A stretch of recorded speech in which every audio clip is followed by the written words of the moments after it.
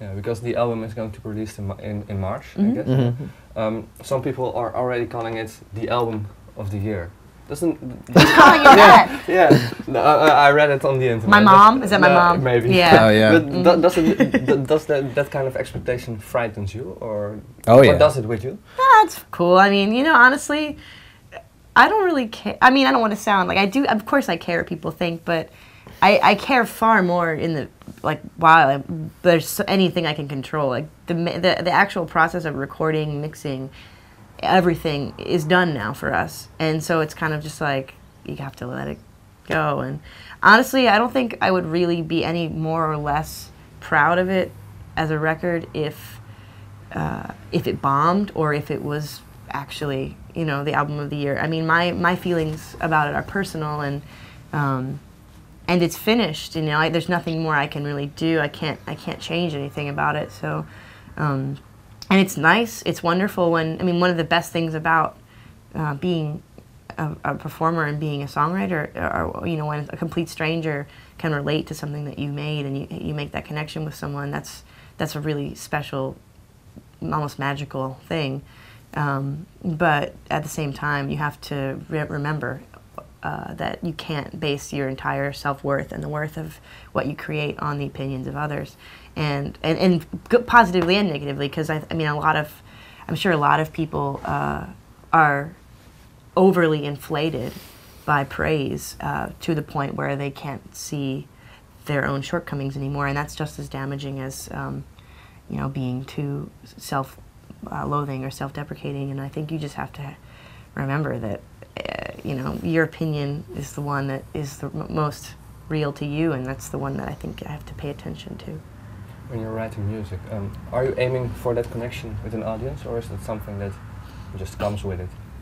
I think when I'm actually in the writing process, it's really for me, hopefully, more than, I try not to think too much about what other people will like or what other people want to hear.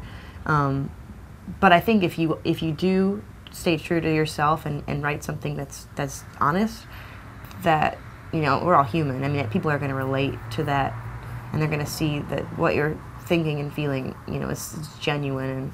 And I don't know, I like to think that even though my songs are specific and based on specific ideas and emotions and experiences of mine, that you know, those feelings are universal enough that others can kind of see themselves in them as well. So when that happens, it just reminds you that on a basic level, no matter how different you are, like, people are mostly all alike. You know, there's only so many ways you can feel, and I think even though your experiences may not be shared, the way you feel is something that is universal. And so, you know, getting up and singing these songs in front of others is really powerful for that reason, and it makes the songs new. Even, you know, if we're playing the same song every night, if you're playing them for different people who are really excited to hear them for the first time, then it makes the experience new and special for you to kind of connect in a different way with different people every night. So it's really powerful. I mean, it's something that I feel incredibly fortunate to do, to be able to share parts of myself with you know, others, strangers, the world, in a way that a lot of people don't get a chance to do. Have you already played the new songs a lot, or how much did you? Not much. Yeah, there are some songs on this record that we've been sort of living with for the last year or so since they've been written. You know, some of them have been around and have evolved with our live show, and we had sort of a framework going into the recording. But there are other ones, and that's basically been the case with all of our recordings, where you know,